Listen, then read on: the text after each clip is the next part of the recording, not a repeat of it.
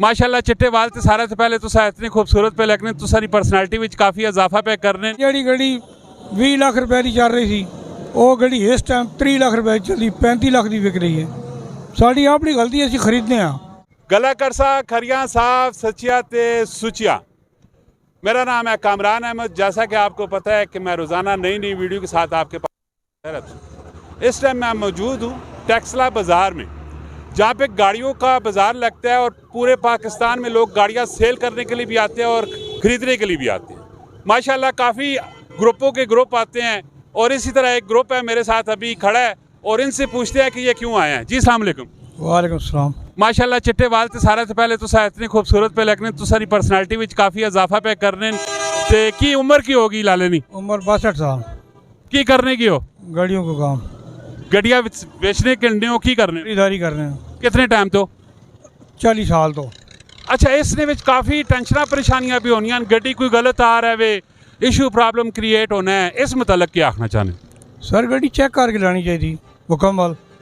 क्या जो कोई टेक्निक दसो ना कोई गुरे निकाला जरा सा भी दस हटो ना टेक्निक 40 साल ना तुसा वा भी तजर्बा ਗੱਡੀ ਲਾਓ ਉਹਦੇ ਪੇਪਰ ਚੈੱਕ ਕਰੋ ਤਸੱਲੀ ਨਾਲ, ਐਕਸੈਲ ਚੈੱਕ ਕਰਵਾਓ ਤਸੱਲੀ ਨਾਲ, 15 ਕਰਾਓ ਗੱਡੀ ਦੀ, ਚੈਸਿਸ ਚੈੱਕ ਕਰੋ, ਤਜਰਬੇ ਨਾਲ ਹੈ ਨਾ ਇਸ ਚੀਜ਼ ਦਾ।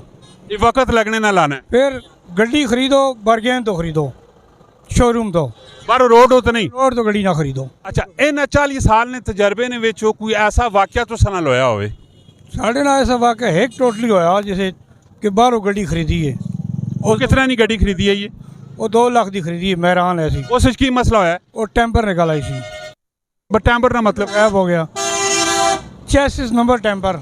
अच्छा चोरी नहीं गड्डी है ये ਜੀ फिर उस नाल की कीता ने ਗੱਡੀ ਫੜੀ ਗਈ, फिर उस नाल तुसा की कीता ਸਾਰੇ ਹੋ ਗਈ ਸੀ ਗੱਡੀ ਸਾਡੇ ਕੋਲੋਂ, वो नुकसान हो गया। ਨੁਕਸਾਨ ਹੋ ਗਿਆ।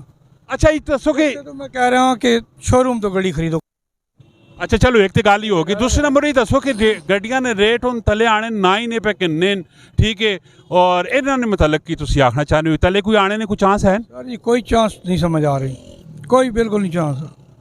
उता ही विंसन या की हो सी गड्डी एक साल पहले 10 लाख रुपए सी, हुण इस टाइम वो 18 लाख रुपए की 17 की हुई पई।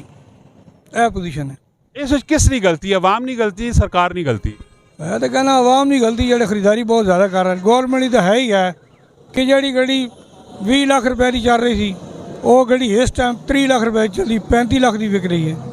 साड़ी अपनी गलती असीं खरीदने खरीदने हैं फिर उस हिसाब से फिर अपना प्रॉफिट रख के आगे उस जिस टाइम इस तरह कर वो गड्डी महंगी होनी है ना। मैं 20 की खरीदता, मैं 21-22 की सेल करता। अच्छा डीलर हजरात मुतलक की भी काफ़ी मशहूर है कि डीलर बहुत ज़्यादा पंगा करने टाप शाप लाने इस मुतलक क्या आखना चाहने? नहीं साढ़े को तो कोई ऐसा डीलर नहीं आया कि जिस टॉप लाया हो। वैसे ओवरऑल तुसा मार्केट या मार्केट बैठे पे हो ना डीलर कपा टुकी करके ठीक है टाप शाप लाने इस मुतलक क्या आखने उसने की टेक्निक होनी किस तरह बचना चाहिए उन्होंने को? सर जी गड्डी तो आपने तुसा खुशी ना खरीदनी है ना। डीलर तो तुहानू पहली दस दी हाँ डीलर एक साइड से पकड़ के लैके जा रहा है दूसरी साइड जा रहा है तो वो समझो कुछ को रोला है। फिर डील तो हो कि दो बना बिठा के करो आमने सामने। जी जी तामजान है जी जी माशाल्लाह जी। बहुत ही प्यारी पर्सनैलिटी वाले बुजुर्ग हैं चिट्टे वाल रखे पे ने 40 साल तो गड्डियां ना तजर्बा रखने पे ने और इन दिलचस्प गपशप हुई है और इसी तरह इन्फॉर्मेटिव वीडियो मेरा चैनल लाइक करो और कमेंट सेक्शन में अपनी राय जरूर देनी है। मिलने नेक्स्ट वीडियो च अमाने।